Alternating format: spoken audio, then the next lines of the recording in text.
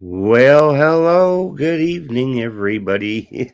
I was kind of bouncing around there. I don't know if you could tell that, but I sure was.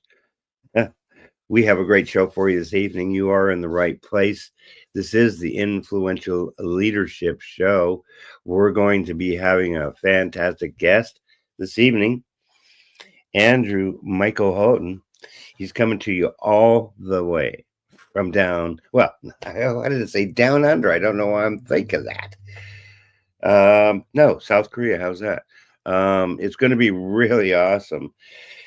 He's got some great information for us, and I'm just going to do this. I'm going to run this quick video.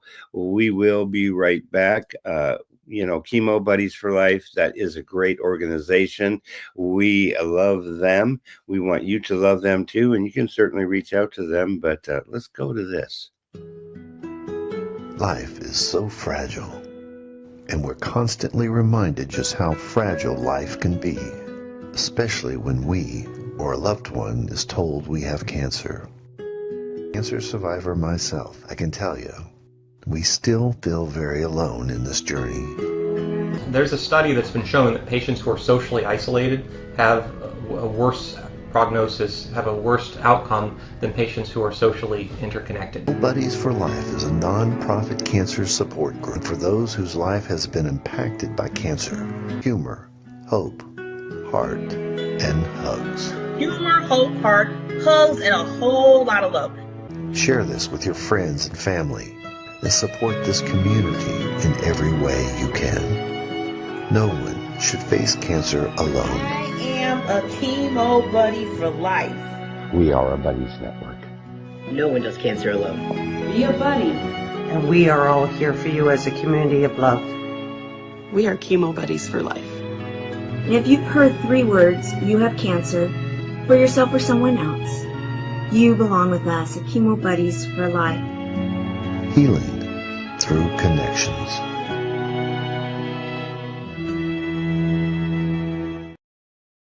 Healing through connections. So awesome. And we are going to make connections tonight with Andrew. He's going to be with us here in just a minute. I want to start the show with this. So you have to know, it's like start the show every time with this. Well, it's going to be Matthew. It's in Matthew 7, verses 1 to 2. And this really stuck out to me, folks. And I just really, really love it because I guess maybe I've been a little bit judgmental, certainly judgmental in my time. Not a good behavior. Thank goodness I'm not so judgmental anymore. But Matthew tells us, do not judge, or you too will be judged.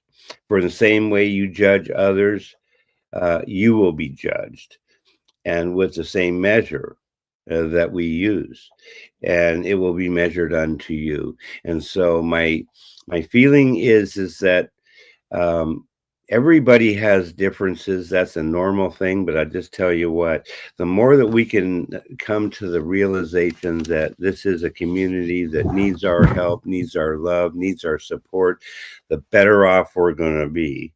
And then, without further ado, I want to bring my special guest, Andrew M. Houghton, to the stage.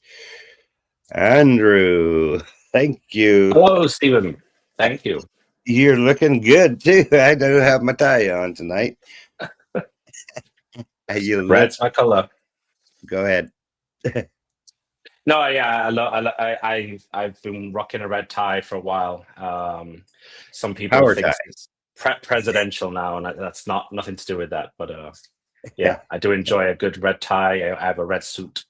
Yes. Oh, I think I might have seen something with that red suit in the past. I don't know if I have. Maybe I did in my transcendental something or other. It's just too hot over here now. We're in the high 90s in Fahrenheit speak.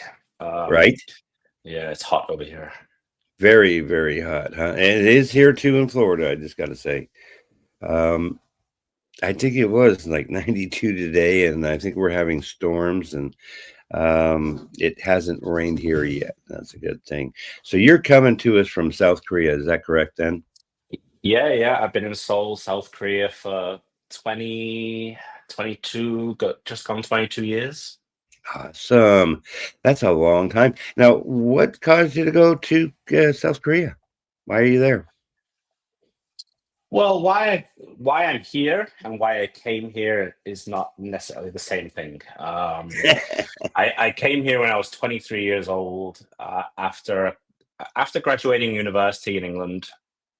I was sick and tired. I'd had enough of computing. It was 2003, and I by that time been studying IT programming for probably about 8 or 9 years, including my early days of self teaching.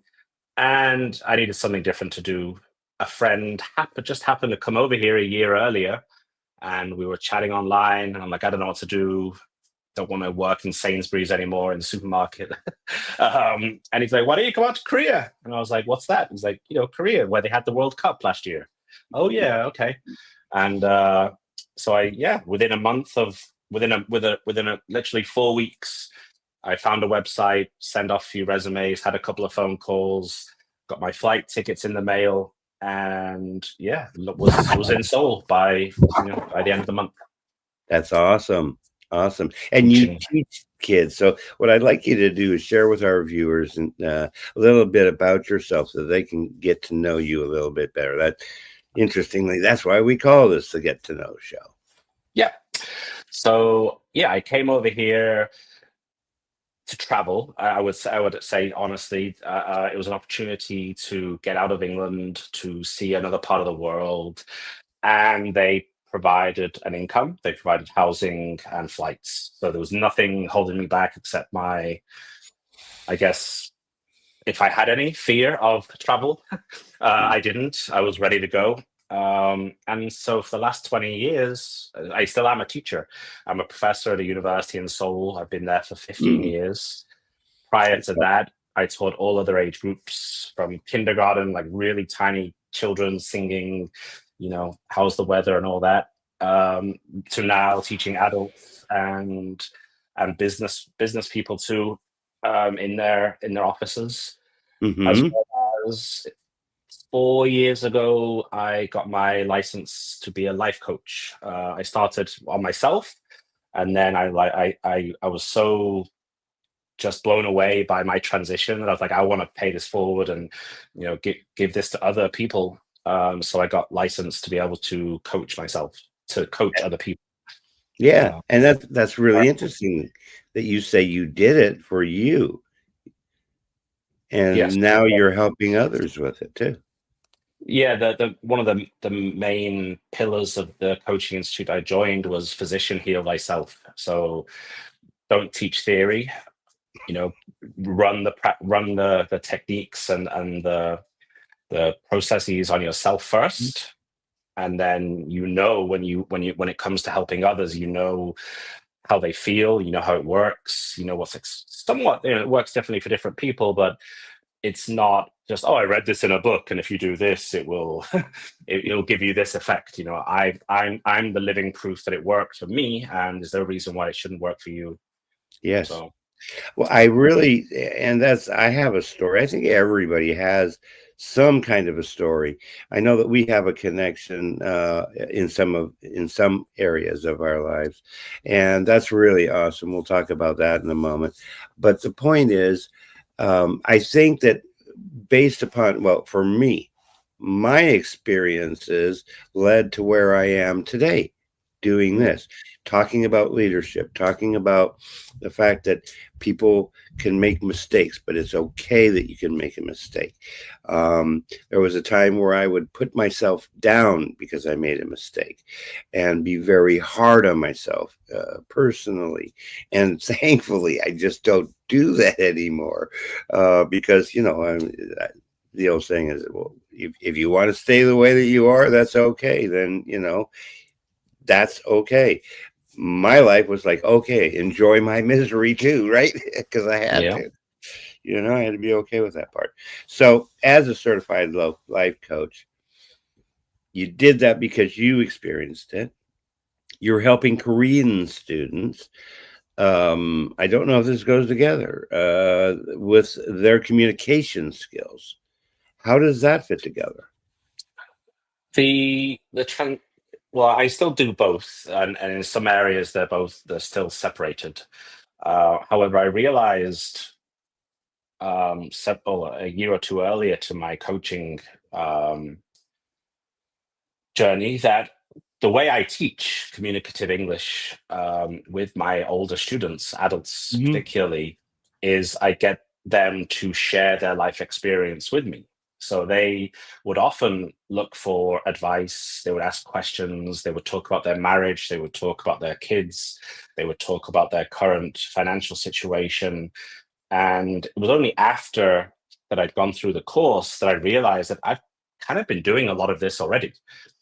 I wasn't doing it. Some of it was I was making mistakes, and it parallels very well with my teaching, because when I came here, I had no experience in teaching.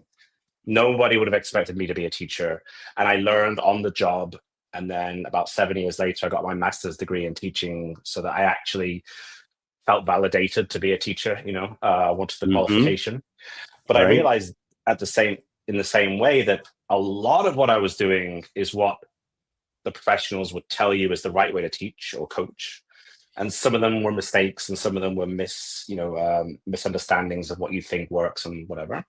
But I was basically doing that coaching with my students anyway. I was listening intensively. I was focused on them in their model of the world, and then replying to them in the sense of improving their English. Well, now I do it for the intention of improving their quality of life. So it seems quite different.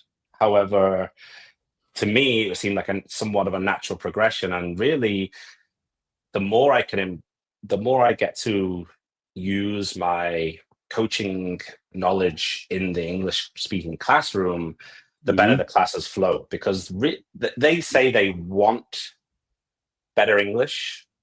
However, what I see is what they need is more confidence. What they need is more self-belief that they can use English. Like, they've been studying for a long time, and they don't need more of that. They need more belief in themselves that they can use what they've previously learned. That's a very good point. And that's what I had to learn, was the belief in myself and know, yeah, I'm okay. And I because I had a little bit of a problem with the drinking thing, is where my problem came from. And so, yeah, I ended up going through recovery multiple times. And then they told me, oh, yeah, you're not special.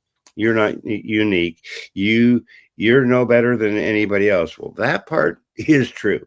I am no better than anybody else, but I am special and unique too, though. And they said, no, you're not. So they run this into my brain.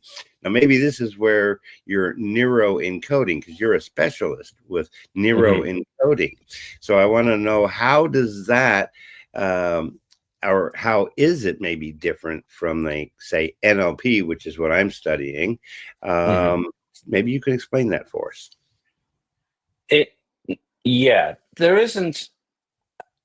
There's not as much of a difference as it might first appear. Neuroencoding is the methodology of coaching created by Joseph McClendon III, who in his own right is a doctor of psychology and does his own business. And it includes many modalities, including NLP. So some of what of my practice is definitely NLP. What neuroencoding tries to bring to its essence, though, is the patterns of thinking, feeling, and behaving, the neural connections in our brain that appear maybe hardwired, right? They seem so unbreakable. However, they were all learned, and they can not necessarily be unlearned, but they can be adjusted. You can make small shifts so that your default patterns of thinking and feeling and behaving become more beneficial to you. So the idea that we don't rise to the level of our expectation, we fall to the level of our training.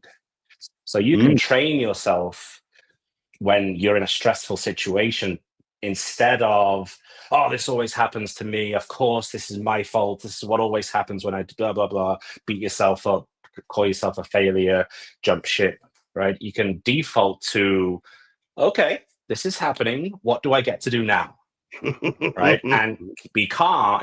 Maybe it looks ridiculous, but right. that calmness of accepting things the way they are, not worse than they are, and not Right. better than they are, but as they are, and giving yourself a second to think, what can I do now? Right?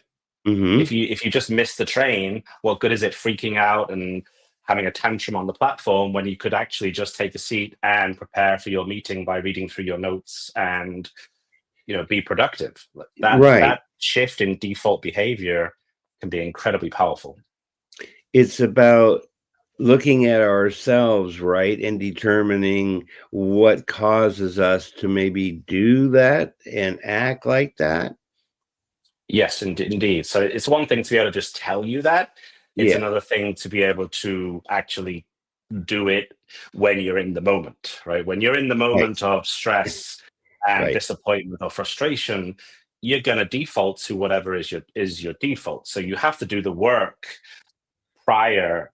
You have to do the work when you're in a comfortable, calm space. So when I'm Right. talking with a client, we're really looking at the root causes of the default behavior that you don't Right. want to continue, right? And then Right. peeling back the layers of the onion to look at, is it true? Like, does that, because these come down to beliefs usually, right? You Yes. believe that you are always late. You believe that Right. the world is unfair. You believe that trains don't like you.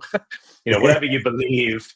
Right. Thomas the Tank Engine trauma, maybe. I don't know. I But need to be these careful sometimes too. beliefs can serve you, but not necessarily 20 years later, right? Right. So I believe we need to analyze those and get down to what beliefs are being triggered and do they need to be more, tuned to Right. more present day life. And then, yes, with the NLP being able to like look at what might be causing the problem, then reframing that problem to the optimum that you want to achieve, and then setting it aside and then observing that. Yeah, I think it's really, really awesome. That's why I'm learning so much with respect to the NLP and Nirika. And yeah, by the way, folks, I did mention that she has a free seminar coming up here starting Wednesday. Free is a good thing, always. But It's it a good gives the price. opportunity for our viewers to maybe check that out and learn a little bit more about procrastination. And that's one thing I always had a problem. Always. To this day, I Yes. still kind of struggle with procrastination. Well, that's why I'm going to this one. And if you guys are interested, I do have a post up there, and feel free to look up Nirika, Niurka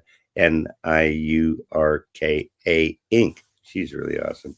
But oh yeah, it was a little commercial, I guess. Yeah, Whatever. procrastination is one of the key areas of my main package that I promote in my Yeah, webinars. Procrastination, hesitation, self-loathing, fear of failure, fear of success, right. imposter syndrome, um, Imposter syndrome. anxiety, and Do you there's two find more. I gotta I gotta interject the Yes. imposter syndrome. I'm thinking, Mhm. how does that fit into Facebook? No, just kidding. Yeah. Because on Facebook, where you're kind of really able to be whoever you think you really are and portray that. Mm. Is that part of an imposter syndrome or no? It really depends. I mean, I think the word syndrome implies that it's a negative. A negative, right? Yeah, It's negatively impacting. So I agree. it's if you feel an imposter in the sense that you feel like you're putting on a show and that's Yeah, detrimental to who you are in the majority of your life, because right. I had to accept that I wear different hats and I have a different I put on a different show in different environments. Like when I'm in the Right. classroom in front Right. of 30 students Right. versus just you on Zoom or Yeah. at home with my kids, Right. I don't behave the same way. I tell my Yeah. students I'm shy, like I'm an introvert, and they're like, "What? What are you talking about?" And I'm like, "Yeah, like you put me in this environment with a group of people I don't know. Right. I very much like to be on my own and talk to only the people who I know intimately or well. Right. So if you feel like an imposter and it affects you like stress and anxiety and worry, if you like, then yes, it should be sorted out, and you should try to merge maybe your online personality with your offline personality. But for some people, it's a job. Like they see it as a job. When I walk into a classroom, when this person goes online and does their podcast, they're happy with that because that's their job. That's their role for the next 3 hours. I get it. And I see, you know where I went with that, because I grew up in Southern California, and I spent a lot of time in California. And there it was really, oh yeah, well, you got to have the BMW and the white picket fence, and if you don't, you're nobody kind of thing, and so there was like a keep up with the Joneses concept. And so I felt, yeah, I was like trying to play that game, and two incomes, and to be able to do things, the dink thing. Yeah, it was very interesting, but then I came to the realization of none of all of that really counted, because I was really like acting one way, but going home and not being, just being myself, which I've realized wasn't so healthy. But that wasn't good. Whereas today things are different. I can be who I am, say what I want, and it's okay. And either people like it or they don't like it. And if you don't like it, okay, you don't like it, fine. I want to go one step further, because it made me think of this book, The Alcoholics Anonymous, for pages 417. I don't even know if you guys can see this, because I like lived by this book. I studied it so much. It was crazy. And I learned so much from Alcoholics Anonymous, but I love page 417, about determining that acceptance was the answer to all my problems today. I wanted to blame this or that or whatever, and I had to realize it's none of that. It's me. It's not them. So how unless do? I can accept life truly on life's terms, I cannot be Yes, happy. yes, exactly. Absolutely. Yes. So it sounds like you've found some lasting peace in your life, at least accepting your situation. I think that's a big step forward, right? So what particular lasting peace would you say that you found? Well, my first daughter's name is Serene, because I found serenity. So when we were looking for names, I was just 2 months, almost 3 months sober. So I too lived the AA life, and Mhm. the Serenity Prayer Yes. was just coming out of my mouth every 10 minutes at some points, and it helped me a lot. And yeah, I was talking to my wife about names and the way that Korean names are formed. They're generally two syllables for the first name and one syllable for the family name. Hmm. Whereas my family name is Houghton, so in Korean that's Houghton. So that's two syllable. And we didn't want to go over two syllables for the first name. So we're looking at Catherine and Margaret and some other traditional kind of British names that are in my family, and they were too long. Like in Korean language, they would have been five, so like Margaret, it would have been ridiculous. And then just out of nowhere, this Irene, Serene, Janine, these word names started popping up, and I was like, Serene, I like that. Serenity, Serene. Hmm. Maybe she'll be a serene girl. Who Right. knows? But it fit it perfectly. So the biggest thing for me is finding serenity in all situations, because now that we have three kids, life is definitely not like it's a bit like the ocean. They say the analogy of like the crashing waves in the ocean, but you go down deep enough, it's always peaceful. So Right. finding that peace in my life. I do understand that. That does make sense. And I was picking up on the culture in South Korea versus the culture in the UK, how different that is, and how do you feel it's important when you're in a different culture to try and emulate their traditions so that you don't offend the other person? Well, part of me wants to say, if you're offended, that sounds like a you problem. Oh, that does, doesn't it? However, yeah, I want to be respectful to their culture, absolutely, especially, being married, going through the marriage process over here. Like the wedding ceremony is not the same. The family interactions pre and post wedding is different, and I'm very much, I don't know, my style has always been kind of going with the flow anyway. Like I was not the kind of person that would ever have been like, oh no, we have to do it this way because I'm British and my children are going to be half British. So we have like, that I'm not nationalistic at all. And sometimes I wish I had a little bit more kind of patriotism in me. When I look at Korea, they go all out, for anything that Korea is involved in, Olympics, soccer, whatever it is. They're very, very, patriotic, proud people. And sometimes I envy that. I think it's easy to adopt. I'm originally from Kitchener, Ontario, Canada. Yeah.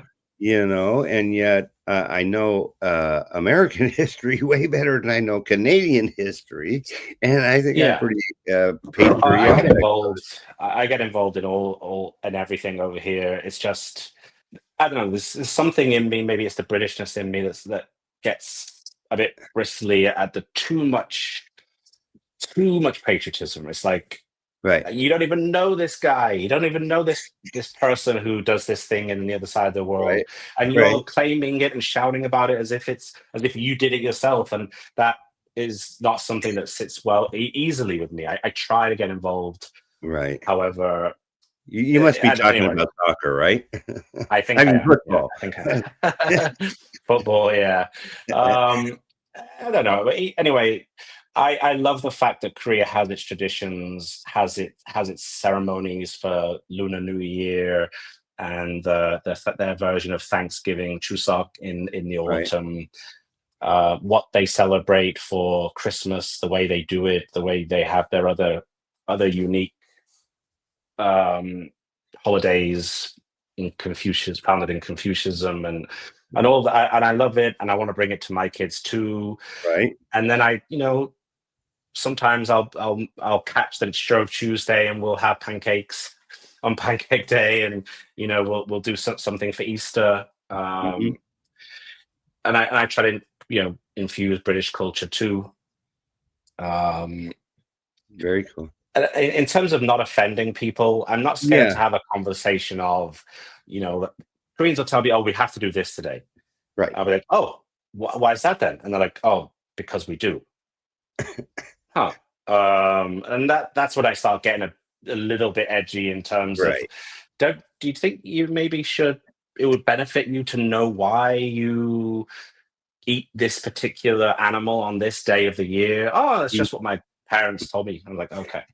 And I get that a lot, and then I'll research it and come back next class with the information, and they'll be like, "Really? That's why? Oh, that can't be true." It's like, okay. Don't want to offend anybody, so I'll just go with the flow.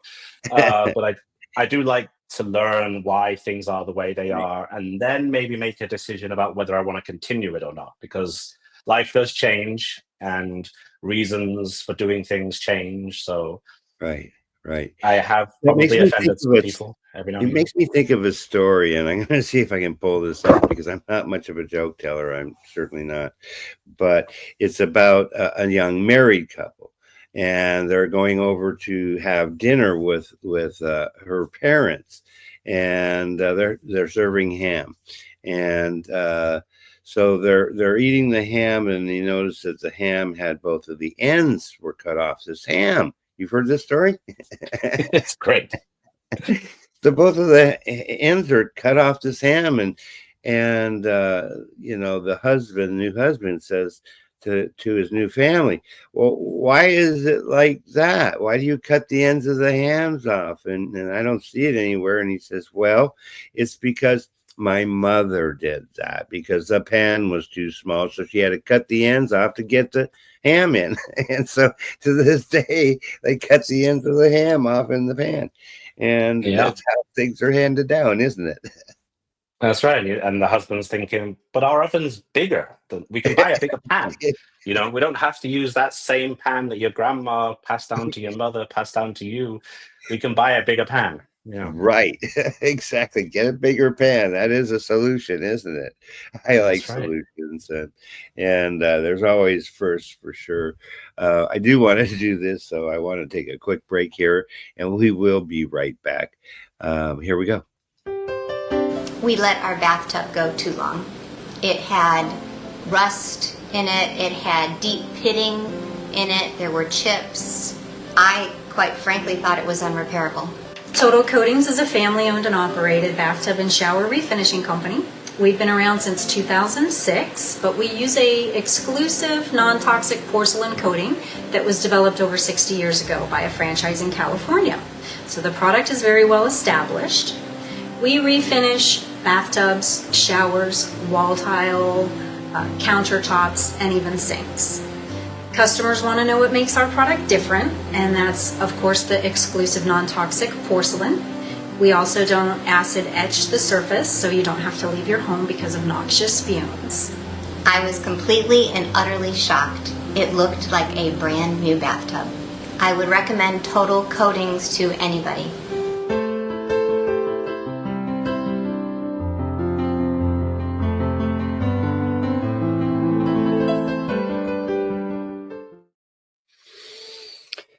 Awesome. So yes, if you want safe, non-toxic porcelain glaze, porcelain, this is the choice in Sarasota, Manatee, Charlotte, and you know what?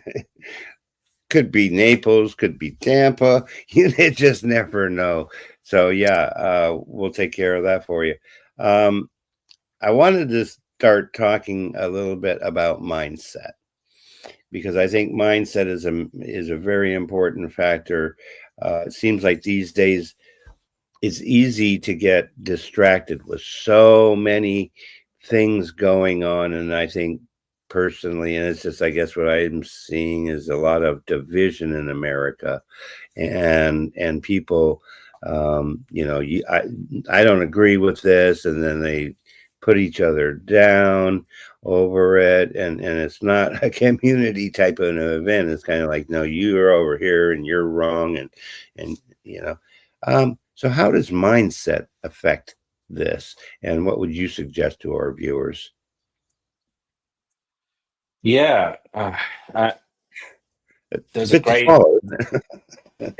well, it's very important though, because it happens. I am somewhat aware of what's happening in the States. Most of my friends after coming to Korea are North American, if not mostly from the USA. Right. I'm not a fan of the news, I will say. So I'm careful about where I get content from, I'll say. Yes, right.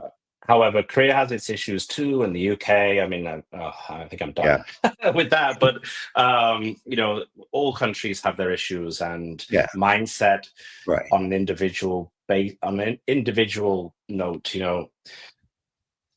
I believe that having an open mindset in terms of being open to what is coming into you as potentially being false, being true or false, and not taking anything for granted in terms of its validity is crucial more than ever now, because there's so many bad actors, and not all of them are intentional. Not everyone is on a mission to confuse and mislead. People genuinely believe a lot of them genuinely, I think, believe what they're saying is true. It's not. And it's hurtful and it can be damaging. So individually, I urge people to, take a step back, similar to their own personal beliefs, the beliefs they have about the world or the beliefs they have about other people. Just ask yourself if they're still true, and ask yourself if they still serve, because absolutely they may have been true 20 years ago, 50 years ago, depending on your age, not necessarily true today. And you might be doing more harm than good to yourself by holding on to that mindset of this is the way things are, because maybe they're not any longer. So an open mindset is critical.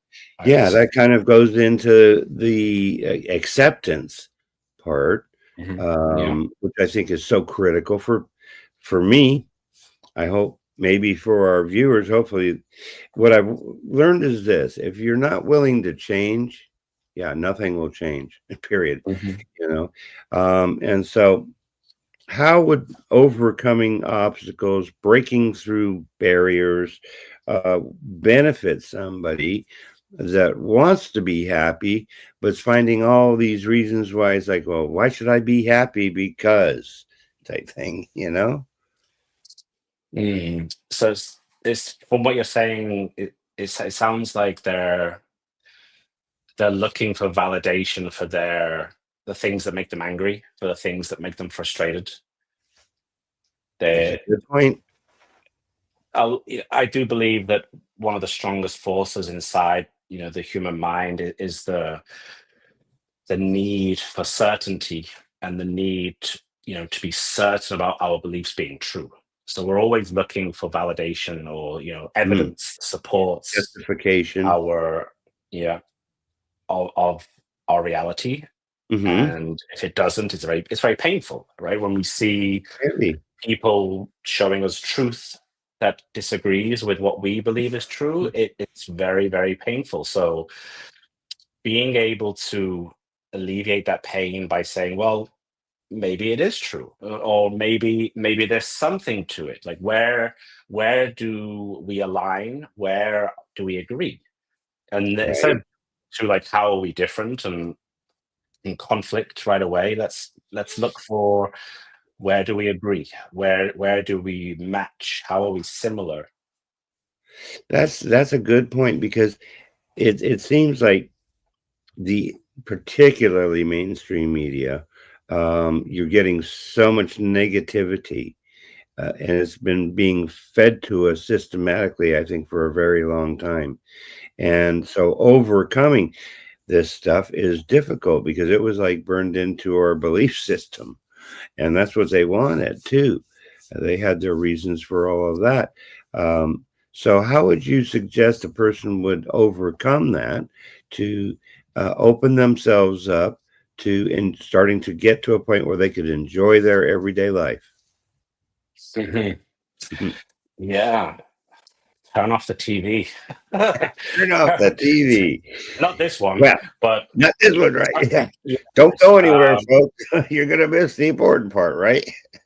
I would say, like, start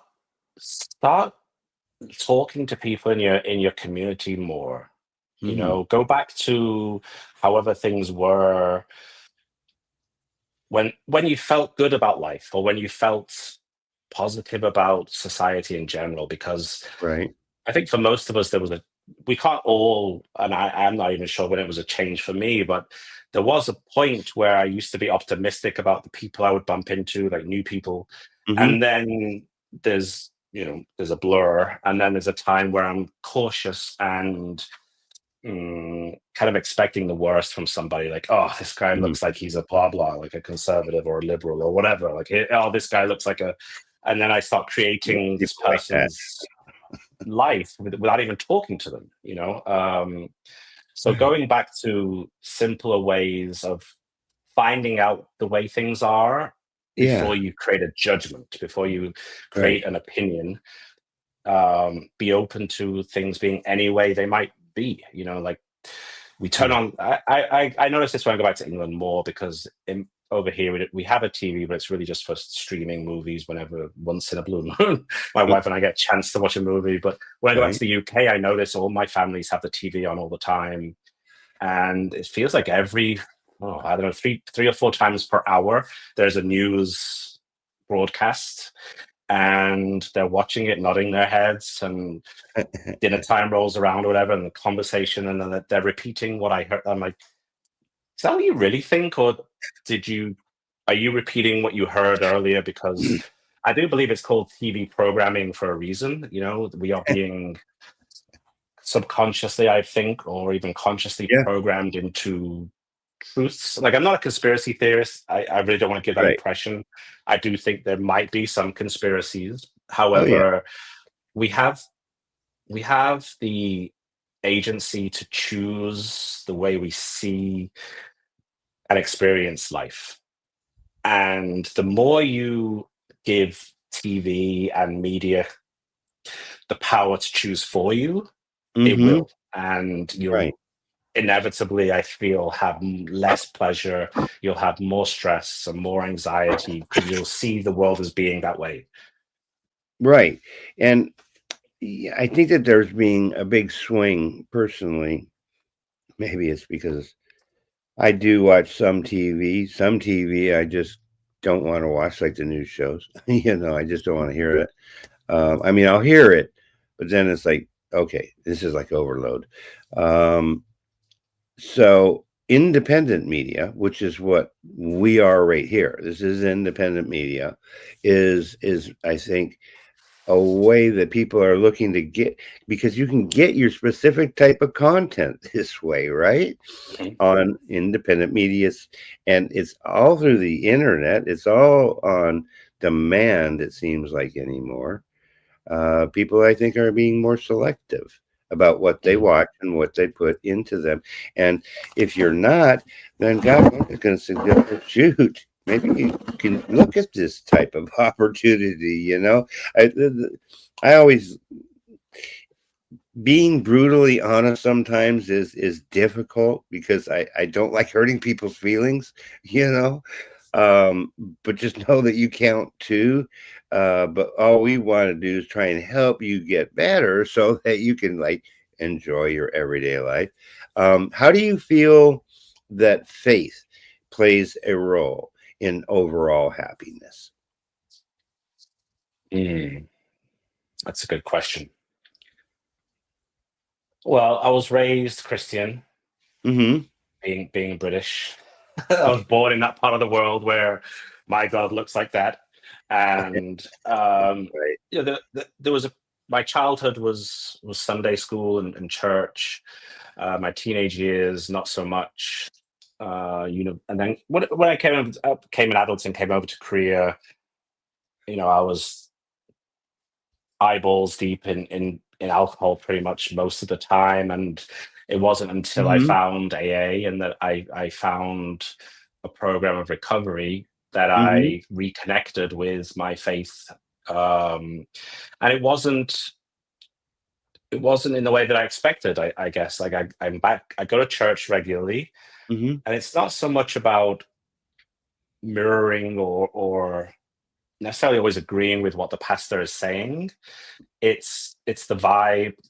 Is this the word the kids use these days? The vibe, right? It's the The vibe vibe. of being a Right. good person and Right. being like Christ or God. If that's the way you want to express it, because I don't always like to express it that way, because depending on who I'm talking to, they can take it in different ways, right? Right. For me, it's a power greater than myself. It's very much as the big book teaches us. I hand it over, meaning that the universe is going to continue to unfold and life is going to continue to happen, whether I'm in a state of fear and anxiety and panic and all that negativity, or I let it go and I let go and let God. Right. And being Good. a person who goes with the flow, who doesn't like to offend most of the time, should I say? Right. But we're all I don't human. always use religious terminology because Right. it will cause more of that stress. So I'll just say, I hand it over, and some people will say, "Who do you hand it over to?" And I'll say, "Well, Gus." And they're like, "Who's Gus?" Well, Gus is God, universe, spirit. So Gus takes care of it. And I say the Serenity Prayer, and I let go and let God take over.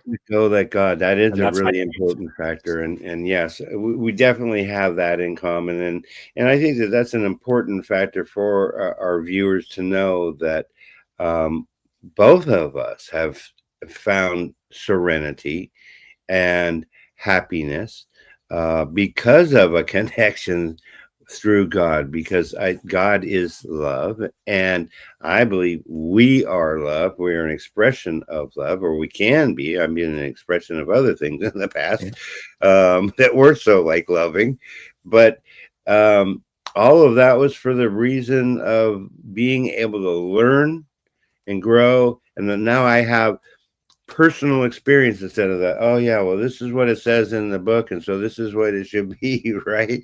And it's like, oh, where's real life coming in? Yeah. And it's not the idea that real life is always great either. Like, no, being sober and being, having faith, it doesn't make all your problems disappear. That's for sure.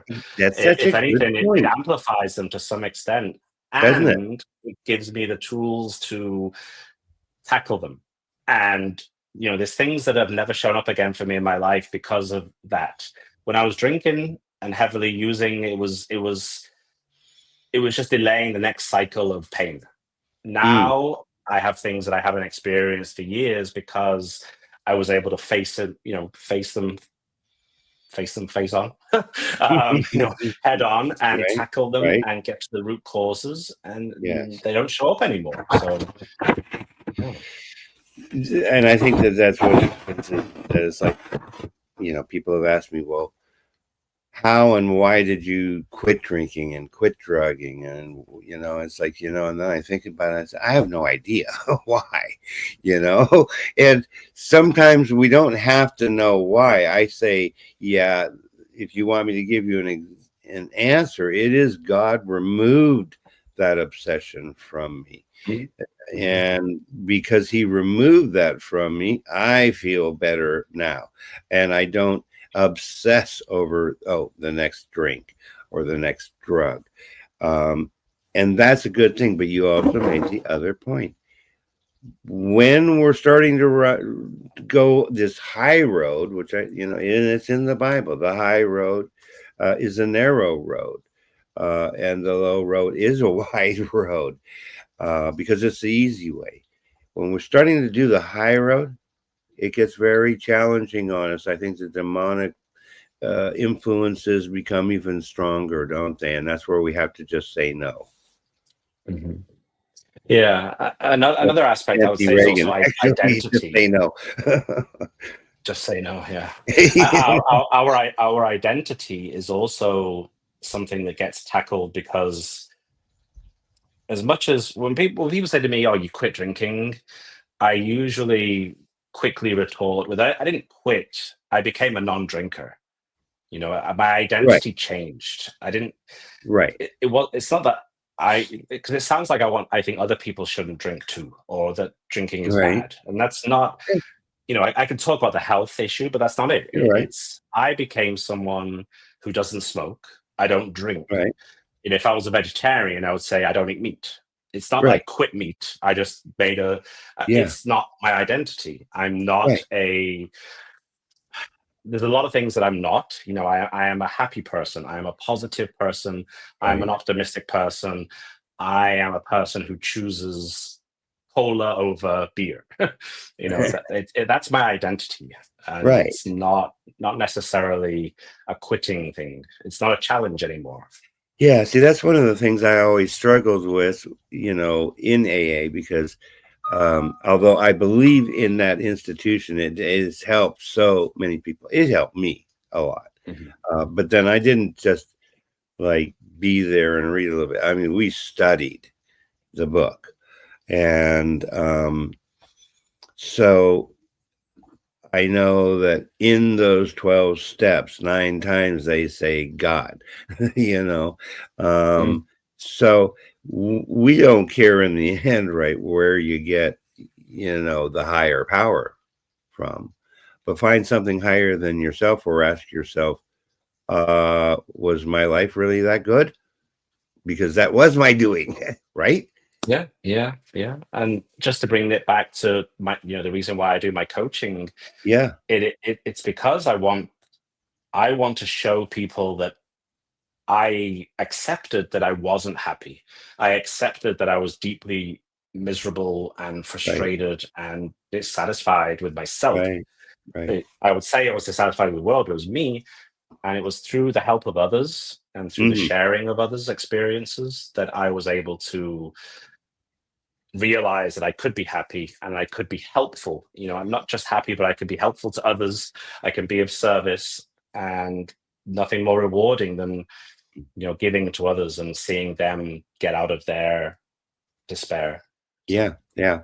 That's certainly what I try and do to as an operation modus operation. Yeah, help people, help them recognize you're okay. Yes, life sucks sometimes, it sure does, but that is part of life. And when we just decide, oh, well, we're going to try and move forward and stay positive as much as we can, because we are human. Now, we are running down on time. So what I want you to do, though, you are doing some stuff online, aren't you? Yeah, And sure. I yeah, can't avoid it. so I'd love for you to share about that. Okay. Okay, so the main project I have at the moment is the Extraordinary Men's Network. That's a Yeah, yeah. community that I started just over a year ago for men. Yeah, for a community for men to support one another, to find inspiration, to be able to. And I'm not a fan of this expression, safe space, but it's Safe a space. space. It's a space Yeah. where you can be sure that everyone's there for the same reason, which Right. is to support one another without judgment, to share experience, oh, as we say in AA, experience, strength, and hope, because it is easy to feel unique, terminally unique. It is easy to feel like nobody gets you. Hmm. And I've yet to find a case where no, that's true. You know, it's amazing what happens when you hear somebody tell your own story as if they read your diary. It's life changing, and that's what I'm Hmm. trying to build here is a network of men who are extraordinary. Some know it, some don't realize it yet, but it's available to all of us to live an extraordinary life, and that's my MO at the moment That's to awesome. allow them to wake up to their extraordinariness, Right. to share how they did it or where Yes. they are on their journey. Yeah, their testimony. What I'd like to do here quickly before the show is over, I like to acknowledge our viewers, some of them here. We have Tammy, Victoria Soto with us, and she's storming in Tampa, which is just right up the street here. Uh, and by the way, folks, Tammy, um, she is a volunteer for the LWN Live with Nature Foundation, who is the 501c3. That's why we do this stuff. I really appreciate her. You're going to probably see her on our broadcast. Thank you for stopping by, Tamika. We love you too. She's a teacher, by the way, as well, Andrew. And she's got a class, a micro school coming up. That's going to be really awesome. Mark is from Africa, and we really appreciate it. I'm trying to remember where exactly, but we love you, brother. We love you so much. Tamara L. Hunter, really appreciate Tamara. Tamara is the head of the Chemo Buddies for Life Network and a very close dear friend. You've got great insight, is what she's telling us. Thank you. Thank you, So, Jamal. yeah. Hopefully I just helped connect you two guys, because we're really all awesome people, and that's why I am so blessed, because I have such great friends. Thank you so much. I truly really appreciate the fact that you took time to come and join us, Andrew. This has been a great discussion. I would love to have you back in the future if you're willing to come. Absolutely, I love it. Yeah. And Great we love talking to it you, Steve. too. We love it too. So, all right, we've got about a minute and a half or so. What would you leave our viewers with? I would ask for your viewers, if you can and willing, to take a minute every morning to just acknowledge yourself, acknowledge your existence. If you're like me, like most people, you might brush your teeth in the morning. Just make eye contact with yourself, give yourself a nod. And if you feel like it, say, I love you, or a high five in the mirror is also very powerful. And just acknowledge that you are worthy and you make a difference to way more people than you ever will ever realize. So, yeah, that's the important factor, right? Eyes on you, right? Yeah, we do. We love you folks. You do want to come back. Actually, Tamika is going to be with us on Monday. No, it is Monday. Friday, something like that. So yeah, we've got great guests. This is a great opportunity for you. We love you folks. You take care. Have a great week. Thank you again, Andrew. We will arrange for you to come back. We do appreciate your insight, and Tamara does too. I'm sure the rest of our viewers do as well. So be well, everybody. Be blessed, and we'll see you soon. Bye now.